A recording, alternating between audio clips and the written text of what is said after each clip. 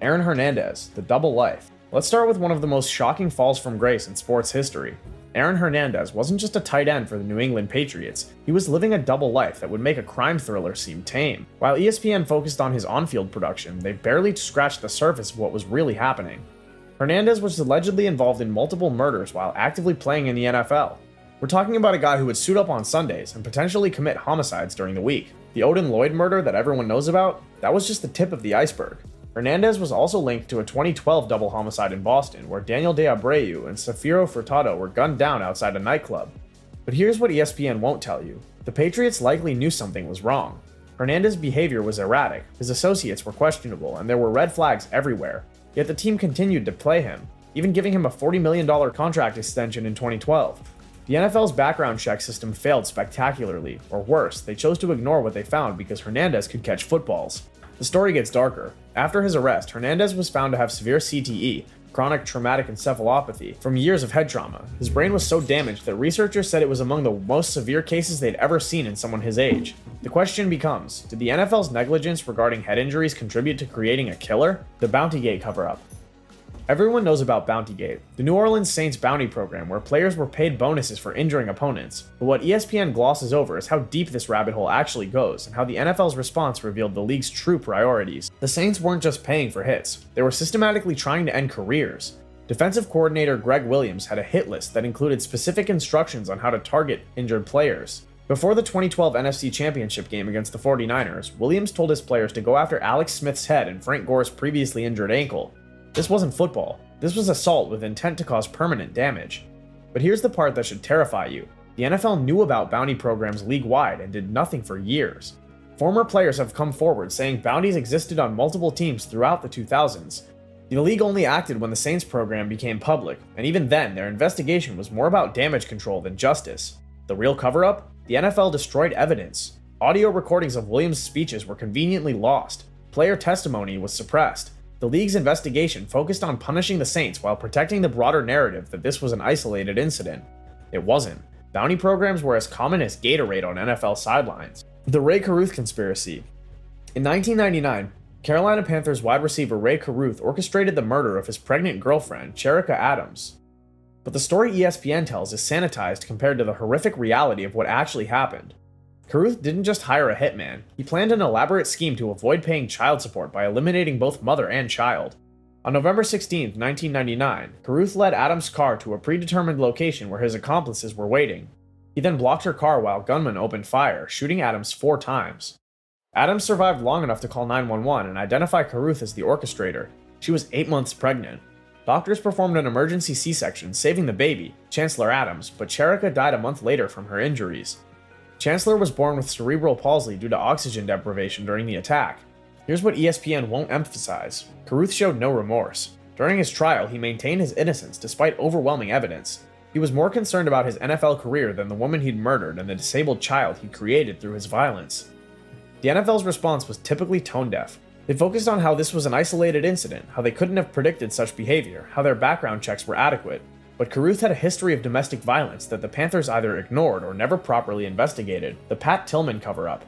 Pat Tillman's story is usually told as an inspiring tale of sacrifice, an NFL player who left his career to serve his country after 9/11. But the real story is one of the most shameful cover-ups in American military and sports history. Tilman was killed by friendly fire in Afghanistan in 2004, but the military and NFL initially promoted a false narrative that he died heroically fighting the Taliban. This wasn't a mistake or miscommunication, it was a deliberate lie designed to protect both institutions' reputations. The military knew within hours that Tilman had been killed by his own unit, but they burned his body armor and uniform to destroy evidence. They concocted an elaborate story about an enemy ambush and even awarded Tilman a Silver Star based on this fabricated account.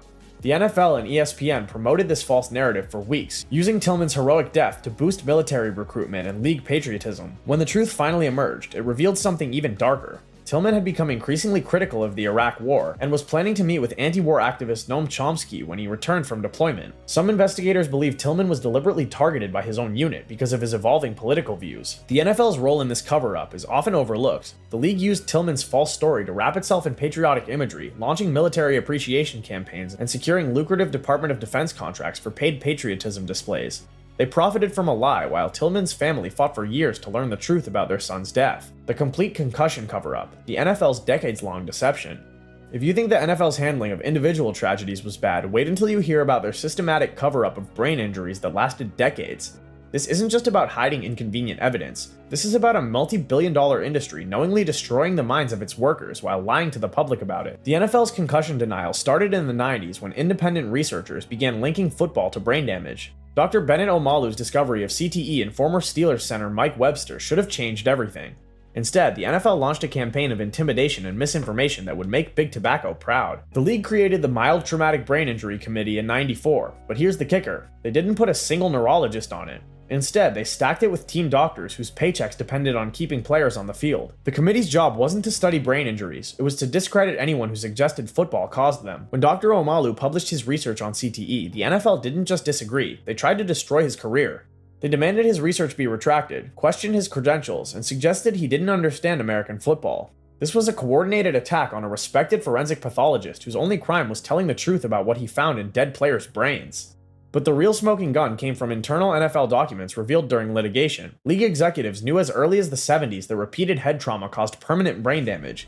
They had studies, they had data, they had proof, and they buried it all. The human cost became undeniable when Hall of Fame linebacker Junior Seau shot himself in the chest in 2012, specifically preserving his brain for research. When his brain was found to have severe CTE, the NFL's lawyers fought his family's wrongful death lawsuit with ruthless efficiency. They spent more money on lawyers fighting Seau's family than they did on concussion research that year. The league's strategy was to question every study, attack every researcher, and delay every conclusion. When Boston University's CTE Center found evidence of brain damage in 99% of former NFL players they studied, the league response was to question the sample size rather than address the implications. In 2013, the NFL reached a settlement with former players over concussion-related brain injuries. The deal was portrayed as the league taking responsibility, but it was actually the largest hush money payment in sports history. The original settlement was for $765 million, pocket change for organizations worth billions. But the real purpose wasn't compensation, it was silence.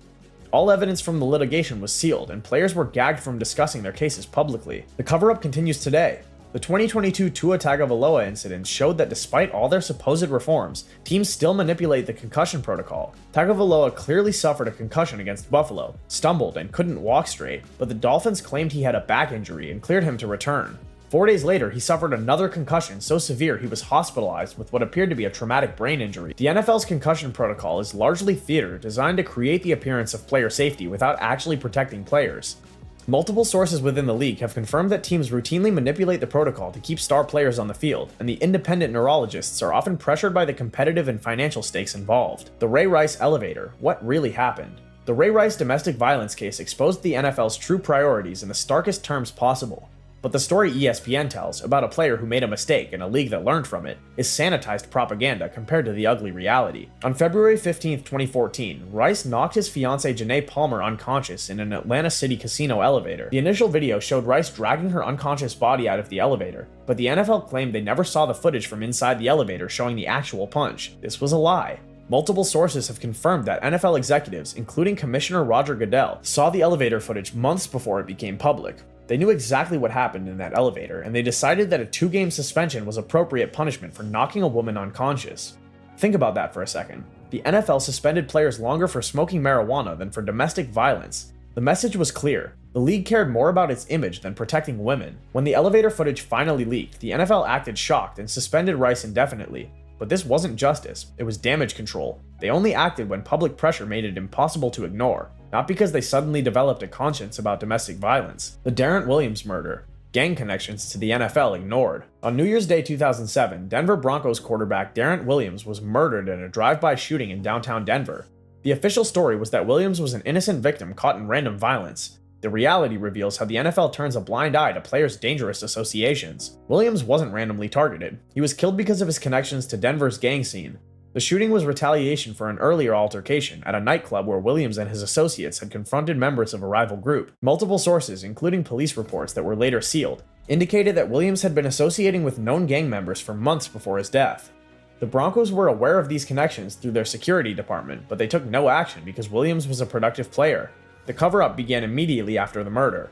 The NFL and Broncos portrayed Williams as a choir boy who was senselessly gunned down, scrubbing any mention of his gang associations from media coverage.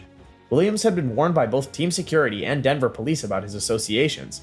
He'd been told that his life was in danger, but he continued the behavior that ultimately got him killed. The NFL could have intervened, but they looked the other way until it was too late. The Steve McNair murder, the story ESPN won't tell. The 2009 murder of former NFL quarterback Steve McNair was reported as a murder-suicide committed by his 20-year-old girlfriend, Sahel Kazemi. But the official story has more holes than Swiss cheese, and the real circumstances reveal a web of corruption that the NFL was eager to bury. McNair was found shot 4 times, twice in the head and twice in the chest. Kazemi was found with a single gunshot wound to the head and the murder weapon in her hand. Police quickly ruled it a murder-suicide, but the evidence doesn't support this conclusion. The ballistics don't make sense. Kazemi was right-handed, but the gun was found in her left hand. There was no gunshot residue on her hands, which should have been present if she'd fired the weapon. The angle of her head wound was inconsistent with a self-inflicted gunshot. More importantly, McNair had been receiving death threats related to his business dealings. He was involved in several ventures that had attracted the attention of dangerous individuals, including real estate investments that had gone bad and left him owing money to the wrong people. The Nashville police investigation was suspiciously brief and superficial. They didn't test for DNA evidence on the murder weapon, didn't thoroughly investigate McNair's business associates, and didn't pursue leads suggesting multiple shooters. The case was closed within weeks, despite glaring inconsistencies in the evidence. The NFL referee gambling connection. Everyone knows about NBA referee Tim Donaghy's gambling scandal, but what ESPN won't tell you is that similar corruption exists in the NFL. It's just been better hidden. The league's relationship with gambling has always been murky, and there's evidence that some games have been influenced by officials with financial interests in the outcomes. In 2007, the same year Donaghy was exposed, the FBI was investigating suspicious betting patterns in NFL games. Multiple sources within law enforcement confirmed that federal agents were looking into whether NFL referees were point shaving, not necessarily fixing winners and losers, but influencing final scores to affect betting spreads. The investigation focused on several high-profile games where officiating decisions seemed to directly impact gambling outcomes. The 2006 Super Bowl between Pittsburgh and Seattle is a prime example. The Steelers were favored by 4 points, and several questionable calls by referee Bill Levy helped Pittsburgh cover the spread in a 21-10 victory. Years later, Levy admitted he made mistakes in that game, but he never explained why those mistakes all seemed to benefit the favored team. When you consider that billions of dollars were wagered on that game, the implications become terrifying. The NFL's response to the FBI investigation was to circle the wagons. They hired former federal prosecutors to conduct an internal review, but the results were never made public. The league claimed they found no evidence of corruption, but they also refused to release any details about their investigation. Spygate, what the Patriots really did. The New England Patriots Spygate scandal is usually portrayed as a minor rule violation, illegally filming defensive signals from the wrong location. But the full story reveals a systematic cheating operation that may have influenced multiple Super Bowl victories. The Patriots weren't just filming signals, they were running a comprehensive espionage operation. According to former team employees, they recorded opposing teams' practices, stole playbooks, and even bugged visiting team locker rooms. This wasn't bending the rules, it was industrial espionage on a massive scale. The smoking gun was destroyed. When the scandal broke in 2007, NFL Commissioner Roger Goodell ordered all evidence, including hundreds of hours of videotapes, to be destroyed immediately. This wasn't standard procedure. It was a cover-up designed to protect the integrity of the league and the legitimacy of the Patriots' championships. But some evidence survived. Former Patriots video assistant Matt Walsh came forward with additional tapes that showed the extent of the cheating operation. The tapes revealed that the Patriots had been illegally filming opponents since at least 2000, meaning their first 3 Super Bowl victories were potentially tainted by systematic cheating. The NFL's response was to minimize the scandal and protect the Patriots' legacy. They claimed the destroyed evidence showed nothing beyond what was already known. But how could they know if they destroyed it without proper review? Michael Vick's dogfighting. The network ESPN protected. Michael Vick's dogfighting operation was one of the most disturbing scandals in NFL history, but ESPN's coverage revealed how the network protects certain narratives while burying others. The story they told, about a player who made mistakes and deserved a second chance, ignored the horrific details of what actually happened at Bad News Kennels. Vick wasn't just running dogfights, he was personally involved in torturing and killing dogs. According to federal court documents, Vick participated in hanging, drowning, and electrocuting dogs that didn't perform well in fights. He funded an operation that bred dogs specifically for violence and disposed of underperforming animals in the most brutal ways possible. The scale of the operation was massive. Over 8 years, Vick's operation killed dozens of dogs and generated hundreds of thousands of dollars in gambling revenue. This wasn't a side hobby, it was a sophisticated criminal enterprise that Vick funded and managed while playing in the NFL. But here's what ESPN glossed over. Vick showed no genuine remorse until he was caught. His initial statements blamed others and minimized his involvement. Even his eventual apology seemed calculated to rehabilitate his image rather than express genuine regret for his actions. The NFL's handling of the Vick case revealed their true priorities. While the league suspended Vick indefinitely, they welcomed him back after just 18 months and helped orchestrate his comeback with the Philadelphia Eagles. The message was clear: if you're talented enough, the NFL will forgive almost anything. ESPN became complicit in Vick's rehabilitation, focusing on his redemption story while rarely mentioning the specific details of his crimes. They portrayed him as a changed man who had paid his debt to society, but they never asked the hard questions about whether someone capable of such systematic cruelty could truly change. Deflategate, the manufactured controversy. Deflategate is usually dismissed as much ado about nothing, a minor equipment violation blown out of proportion. But the real story reveals how the NFL manufactures controversies to distract from more serious problems and how they manipulate investigations to reach predetermined conclusions. The NFL knew that teams had been manipulating footballs for years. Equipment managers across the league routinely doctored balls to give their quarterbacks advantages, and the league office was aware of these practices. The Pats weren't unique. They were just unlucky enough to get caught when the NFL needed a distraction. The timing of Deflategate wasn't coincidental.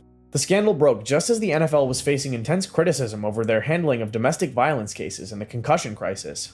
Suddenly, instead of talking about brain injuries and violence against women, everyone was debating air pressure in footballs.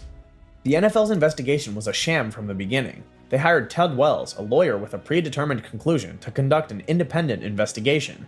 Wells' report was filled with scientific errors and logical fallacies, but it gave the NFL the cover they needed to punish the Patriots and change the narrative.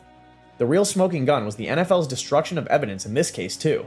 Text messages between league officials discussing the investigation were deleted, and key witnesses were never interviewed. The league that claimed to want the truth about deflated footballs worked hard to hide the truth about their own investigation. The referee lockout, protecting incompetence. In 2012, the NFL locked out its regular referees over a labor dispute and used replacement officials for the first 3 weeks of the season. The lockout ended after the infamous Fail Mary call that gave the Seattle Seahawks a victory over the Green Bay Packers, but the real story is why the NFL was willing to compromise game integrity over money. The dispute wasn't really about money. The difference between the league's offer and the referees' demands was roughly $3 million per year, or about $100,000 per team. For organizations worth billions, that was pocket change. The real issue was the NFL's desire to protect incompetent officials from accountability. The regular referees wanted the league to make their positions full-time jobs with year-round training and evaluation. They also wanted protection from arbitrary discipline and the ability to appeal questionable performance reviews. The NFL refused because they preferred a system where referees were part-time employees with no job security. The replacement officials were a disaster, but not just because of the Fail Mary. Games were longer, penalties were inconsistent, and player safety was compromised by officials who couldn't control the pace of play. But the NFL was willing to accept these problems rather than give their regular officials more job security.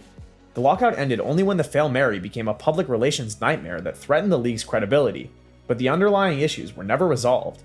NFL referees are still part-time employees, and the league still resists efforts to improve officiating through better training and evaluation. The Washington football team, a culture of sexual harassment. The Washington football team scandal that broke in 2020 revealed one of the most toxic workplace environments in professional sports, but ESPN's coverage barely scratched the surface of how deep the corruption went and how long the NFL knew about it. For over 2 decades, the Washington organization operated like a predatory boys' club where sexual harassment wasn't just tolerated, it was encouraged by team leadership. Female employees were routinely groped, propositioned, and humiliated by executives, coaches, and even owner Daniel Snyder himself. The Washington Post's investigation revealed that at least 40 former female employees experienced sexual harassment, but that number represents only those willing to speak publicly. Sources within the organization suggest the actual number of victims is much higher, potentially in the hundreds when you account for cheerleaders, interns, and part-time employees. But here's what ESPN won't emphasize: this wasn't a secret. The NFL knew about Washington's toxic culture for years through complaints filed with the league office, reports from other teams, and whispers throughout the industry. They chose to look the other way because Snyder was generating revenue and the team was profitable. The harassment wasn't limited to verbal abuse. Multiple women reported being physically assaulted by team executives, including unwanted touching and sexual assault. Some were told that sexual favors were required to keep their jobs or advance their careers. Others were fired for refusing to participate in the organization's culture of degradation. The NFL's investigation into Washington was a whitewash designed to protect Snyder and the league's reputation. They hired attorney Beth Wilkinson to conduct an independent review, but her report was never made public. The league claimed they found evidence of workplace misconduct, but provided no details about what they discovered or who was responsible. The punishment was laughable. Snyder was fined $10 million, less than he makes in a single month, and temporarily stepped away from day-to-day operations. No criminal charges were filed. No executives were banned from the league, and the victims received no meaningful compensation for their suffering. The Deshaun Watson sexual assault scandal represents one of the most disturbing examples of how the NFL protects valuable players regardless of their crimes against women. Watson was accused of sexual assault and misconduct by over 20 women, mostly massage therapists who worked with him privately. The allegations weren't just about inappropriate behavior, they described a pattern of predatory conduct where Watson used his fame and power to coerce women into sexual acts. The details of the allegations were horrifying. Women described Watson exposing himself, touching them inappropriately, and pressuring them for sexual favors during what were supposed to be professional massage sessions. Some alleged that he ejaculated on them without consent, which legally constitutes sexual assault. But instead of treating Watson like the predator he appeared to be, the NFL and its teams engaged in a bidding war for his services. The Cleveland Browns gave him a fully guaranteed $230 million contract, the largest guaranteed deal in NFL history, while he was still facing criminal charges. The league's investigation was a joke. They suspended Watson for 11 games and fined him $5 million, but they allowed him to keep his massive contract and return to playing. The punishment was less severe than what some players have received for gambling or substance abuse. The message was unmistakable. If you're talented enough, the NFL will protect you no matter what you do to women. Watson's case proved that the league's supposed commitment to addressing sexual violence was nothing more than public relations spin. The chronic kidney disease epidemic, the hidden health crisis. While everyone focuses on brain injuries, there's another health crisis affecting NFL players that the league has worked even harder to suppress: chronic kidney disease caused by painkiller abuse and dehydration. Former NFL players suffer from kidney disease at rates far higher than the general population, but this epidemic has received almost no media attention because it doesn't generate the same public interest as brain injuries. The league prefers it that way because kidney disease is directly linked to practices they still encourage. The problem starts with the NFL's painkiller culture. Players are routinely given powerful anti-inflammatory drugs and opioids to manage pain and stay on the field. These medications, when used regularly over years, can cause severe kidney damage, but teams continue to distribute them because they keep players playing through injuries. Dehydration is another major factor. NFL players regularly lose dangerous amounts of fluid during games and practices, especially in hot water. This chronic dehydration, combined with painkiller use, creates the perfect conditions for kidney damage. But the league has resisted implementing adequate hydration protocols because they might interfere with practice schedules. The cover-up involves suppressing research and intimidating researchers who try to study the problem. When independent scientists have attempted to investigate kidney disease among former players, they've faced legal threats and had their funding cut. The NFL doesn't want this information public because it could create another massive liability. Former players who develop kidney disease often can't afford treatment because their NFL health insurance has expired and their kidney problems aren't covered by the concussion settlement. Many are dying from preventable kidney failure, while the league that caused their condition pretends the problem doesn't exist. These are the stories ESPN won't tell you because they threaten the comfortable relationship between sports media and the NFL. From systematic cover-ups of brain injuries to the protection of sexual predators, from gambling corruption to the silence of social justice advocates, the NFL has consistently chosen profit over people, image over integrity. The league that presents itself as America's game is actually a corporate machine that destroys lives while generating billions in revenue. They've covered for murderers, protected abusers, and lied about health risks while wrapping themselves in patriotic imagery and family-friendly marketing. But the most disturbing part isn't what the NFL has done, it's how they've gotten away with it. Sports media, led by ESPN, has been complicit in these cover-ups because their business model depends on maintaining access to the league. They've chosen to be propaganda outlets rather than journalists, entertainment providers rather than truth tellers. The stories I've shared today represent just the tip of the iceberg. For every scandal that becomes public, there are dozens more that remain hidden in sealed court documents, destroyed evidence, and intimidated witnesses.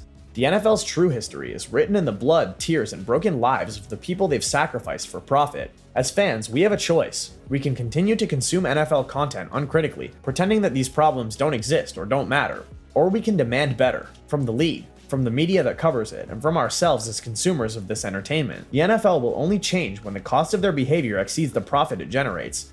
Until then, they'll continue to prioritize money over morality, image over integrity, and power over people. If this video opened your eyes to the dark side of America's most popular sport, please give it a like and help spread awareness of these suppressed stories. And if you want to see more content that goes beyond the sanitized narratives of mainstream sports media, subscribe to Extra Point Explanation.